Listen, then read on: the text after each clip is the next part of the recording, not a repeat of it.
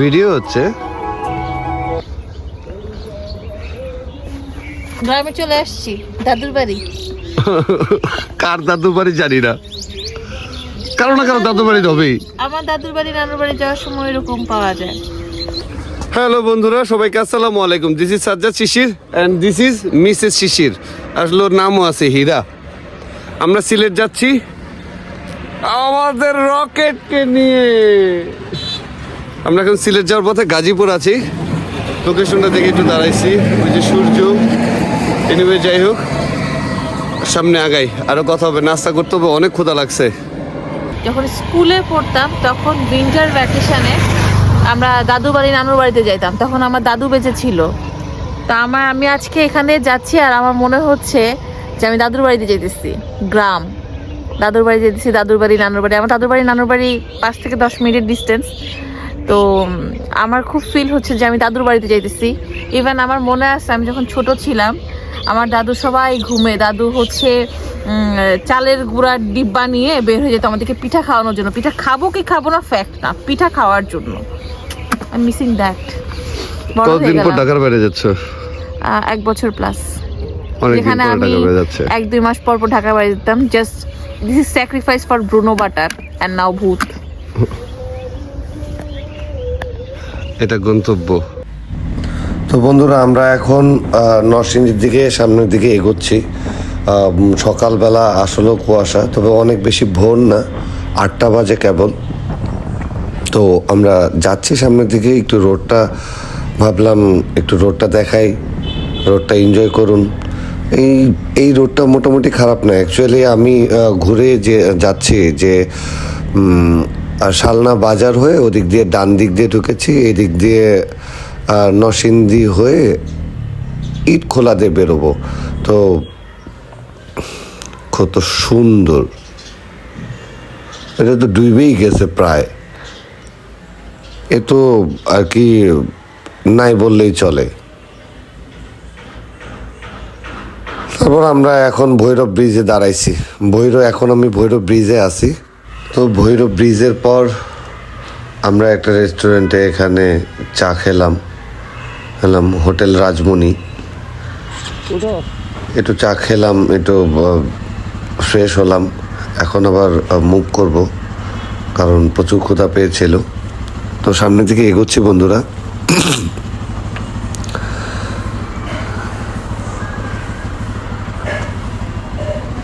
আর বলবেন না, সিলেটের রোড বেশি ভালো না। ভৈরবের পর থেকে তো আসলে ইট খোলার পর থেকে প্রচুর খারাপ। আমি মূলত যে কারণে ঘুরে আসছি, যে জয়দেবপুর হয়ে ওদিক দিয়ে যাব, ওই রোডটা জ্যাম থাকে সকালে, অনেক গ্যাদারিং থাকে, কারণ গার্মেন্টস ফ্যাক্টরিগুলো ওপেন হয় ওই সময়। তো আমি শালনা বাজার দিয়ে ঘুরে ইট খোলা দিয়ে বেরিয়ে আসছি। ওই রোড ছোট, কিন্তু সকালে খালি থাকে এবং রোডটা খুব ভালো। তো সিলেটের রোড আমি আজকে থেকে আরও প্রায় 3 বছর আগে তামিম ভাইয়ের সাথে আসছিলাম, তখনও যেমনটা দেখছি এখনও সে তেমনটাই আছে। প্রচুর ভাঙাচোরা এবং প্রচুর খারাপ। আসলে বাইক রাইডের জন্য কিংবা ট্যুর অ্যান্ড চিল করার জন্য সিলেট রোডটা নয়, এটা আমার কাছে মনে হয়। কারণ রোডের অবস্থা খুব বেশি একটা ভালো না, এতটাই ভালো না যে আপনার বডিতে পেইন চলে আসবে। আর তার থেকে রিস্কি হচ্ছে গিয়ে রোডটা বোথ ওয়ে দিয়ে গাড়ি চলাফেরা করে, মাঝখানে কোনো ডিভাইডার নেই, তাই একটু রিস্কি নেই, একটু বেশ রিস্কি। আর অন্যান্য গাড়ি ঘোড়া যারা রেগুলার এই রোডে চলাফেরা করে তারা তো একটু রাফ চলবে, এটাই স্বাভাবিক। তো বন্ধুরা, আমি শ্রীমঙ্গলে অলরেডি চলে আসছি। বলতে বলতে বলতে বলতে আপনাদের সাথে শ্রীমঙ্গল চলে আসছি। আমার ডানে চা বাগান, বামে চা বাগান, ওপরে আকাশ, নিচে রাস্তা, আবার ডানে বাসও আছে। যাই হোক, তো এখান থেকেও আমার গন্তব্য আরও কিছুটা পথ দূরে। এই যেমন ওনারা এখানে রেগুলার চলাফেরা করে, ওভারটেকিং করে এইভাবে সেভাবে চলে যাবে, বাট ওনারা চলে যাবে কারণ ওনারা ওনারা রেগুলার এই রোডে। এইখানকার এই শ্রীমঙ্গলের এই চা বাগান এই দিকটার রোডটা একটু ভালো আছে, রোডগুলো আসলেও ভালো, রোডে বাইক চালিয়ে মজা লাগছে।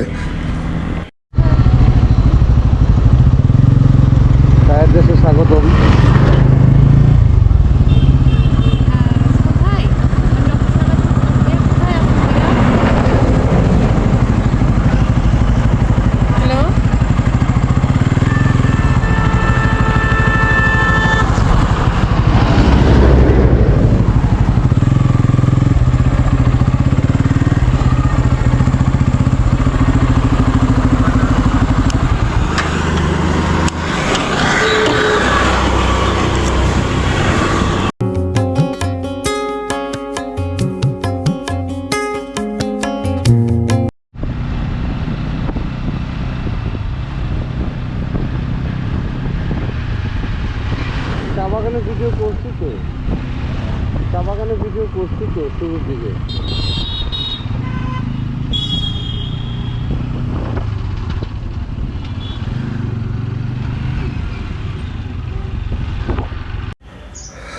তো বন্ধুরা চলে আসছি বানরের দেশে। ওই পাশে প্রচুর বানর খেলাধুলা করতেছে, ওরা রোদ পোহাচ্ছে। আমার কাছে মনে হয় ওরা রোদই পোহাচ্ছে, কারণ শীতকাল তো জঙ্গলে একটু ঠান্ডা থাকে, একটু রোদ্রে আসছে, একটু খোলামেলা পরিবেশে আসছে, একটু শরীর চাঙ্গা করতেছে। তো কাছে যাওয়ার ইচ্ছা থাকলেও থাক, আমরা না যাই।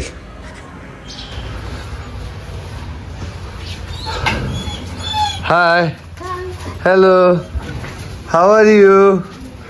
কেমন আছো তোমরা সবাই? এর আগে জিজ্ঞাসা করে না ভালো না, অ্যাগ্রেসিভ কিনা এই কিনা জিজ্ঞাসা করে নেবা, নয়তো বা রাগ করলে হেজেল আছে। তুমি কেমন আছো তুমি? এটাই আমাদের জানি না তো। কি হয়েছে, কি হয়েছে তোমার?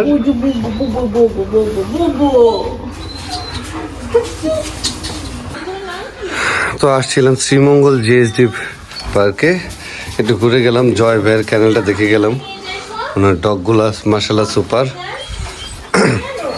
তুমি থাকো, হ্যাঁ থাকো, আসো আসো আসো আসো আসো আসো আসো আসো, তাহলে বাই বাই। হ্যাঁ bye bye, tata, bye bye. আমরা এখন শ্রীমঙ্গল মাধবপুর লেকের কাছাকাছি আছি। এখন আবার ঢাকার উদ্দেশ্যে ব্যাক করতেছি। আমরা যেই কাজে আসছিলাম আমাদের কাজ শেষ। আমরা মূলত শ্রীমঙ্গল জিএসডি পার্কে আসছিলাম, কিংহাম জয় ভাইয়ের ক্যানেলে একটু ঘুরে গেলাম, একটু দেখে গেলাম। তো শ্রীমঙ্গলের পর্ব শেষ, এখন আবার ঢাকার পর্ব চালু। ঢাকার দিকে আবার ব্যাক করছি, ব্যাক টু প্যাভিলিয়ন। রাস্তাটা ভালো না, বাদ বাকি সবই ভালো ছিল, বাট তারপরেও এই রাস্তাগুলো ভালোই আছে। তো চলুন, সামনে কথা হবে।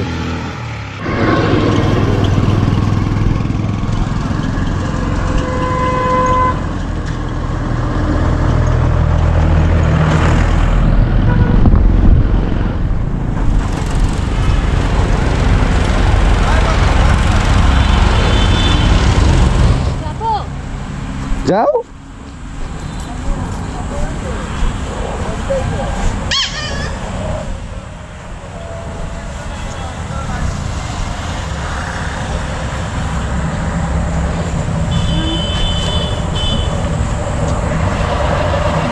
কাদা, সবই কাদা। নামো,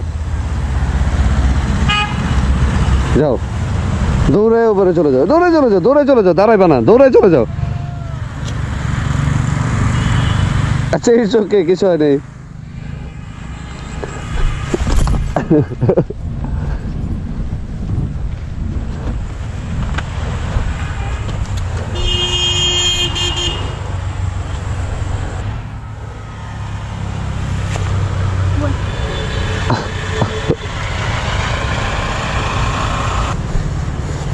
দাঁড়াও, তুই গেল, তুমি আসো, এদিকে আসো।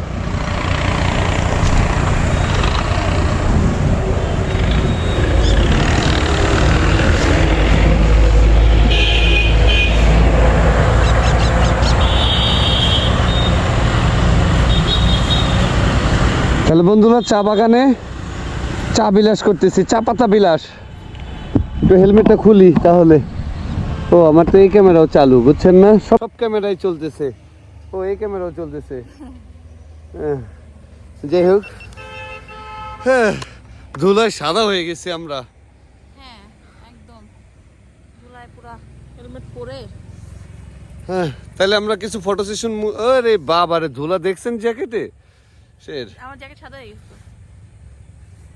ওয়েট শিস ও তো ছুট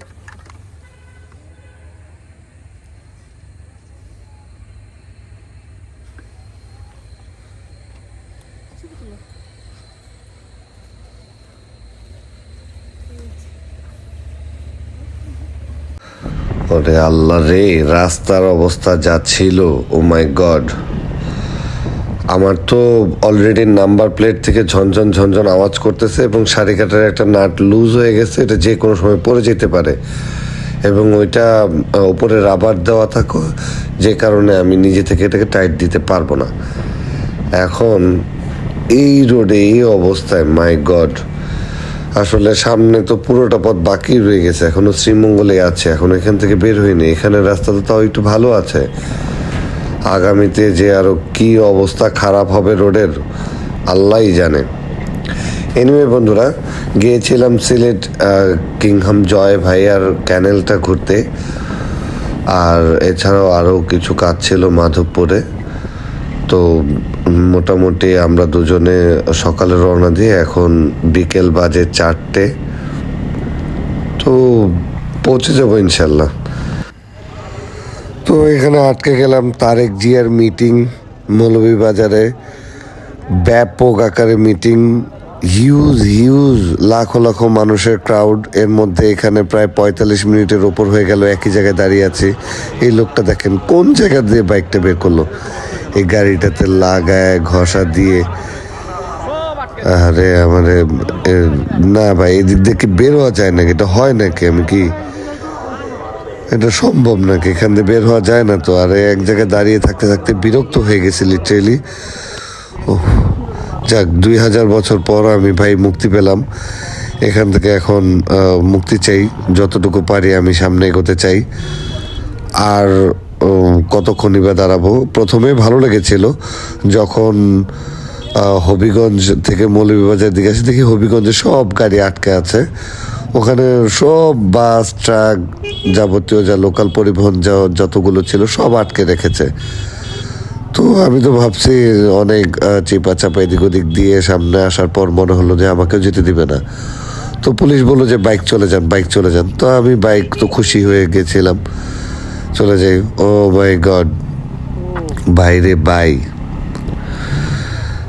কি আর বলবো। এই যে আসার পর মৌলভীবাজার যেখানে মিটিং, সেখানে সেই যে আটকালাম প্রায় 45 মিনিট আমি একই জায়গায় দাঁড়িয়েছিলাম। আর এটা একটা ডিসগাস্টিং, বিরক্তিকর একটা বিষয় যে এক জায়গায় আপনি কতক্ষণ দাঁড়িয়ে থাকতে পারবেন।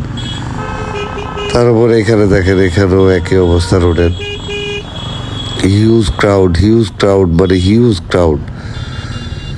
তো অ্যাকচুয়ালি বন্ধুরা, এখান থেকে বেরোতে পারলেই এখন বাঁচিয়ে। আসলে রাজনীতি পলিটিক্স নিয়ে কিছু বলতে চাই না, তবে জনগণের ভোগান্তি হলে সেখানে তো অবশ্যই কিছু বলতে হয়। এই যে এতগুলো গাড়ি দাঁড়িয়ে আছে দেখেন, এতগুলো ট্রাক, এতগুলো বাস যে দাঁড়িয়ে আছে, এগুলো আটকে রাখা হয়েছে। উনি তো এখনও প্রধানমন্ত্রী, কিংবা উনি এখনও ইলেকশন হয়নি, তার আগেই এই অবস্থা। আসলে জনগণের কথা যদি উনি চিন্তাই করতো তাহলে এইভাবে জনগণের ভোগান্তিটা তৈরি হইতো না। ওনারা বলতে পারে যে আসলে সংগ্রাম হ্যান ত্যান, অ্যাকচুয়ালি এটা পাবলিকের ভোগান্তি। যত যাই হোক, এটা পাবলিকের ব্যাপক ভোগান্তি। আমিও সেই পাবলিকের একজন ছিলাম, আমিও অনেক ভোগান্তির শিকার হয়েছি। বলেন, এই চিপাতে মোটরসাইকেল যায়, এইদিকে ঘষা ওদিকে ঘষা, লুকিং গ্লাসে বাড়ি, আর এত মানুষের মধ্যে। তো অ্যাকচুয়ালি আপনি রাজনীতি করেন ঠিক আছে, আপনি একটি এমপির আসনে বসবেন, কিংবা আপনি পাবলিকের সেবা করার জন্য একটি চেয়ারে বসবেন। চেয়ারে বসার আগে পাবলিকের এরকমভাবে ভোগান্তির শিকার করাইতেছেন, এটা কোনোভাবেই মেনে নেওয়া যায় না। কারণ আমরা তো বাঙালি জাতি, আসলে কি বলবো, আমরা আসলে ভালো না। আমরা যদি ভালো হতাম তাহলে এটা নিয়ে অবশ্যই প্রতিবাদ করতাম। কারণ আপনি ক্যানভাস করেন, আপনি সমাবেশ করেন, আপনি মিটিং করেন, কোনো সমস্যা নেই।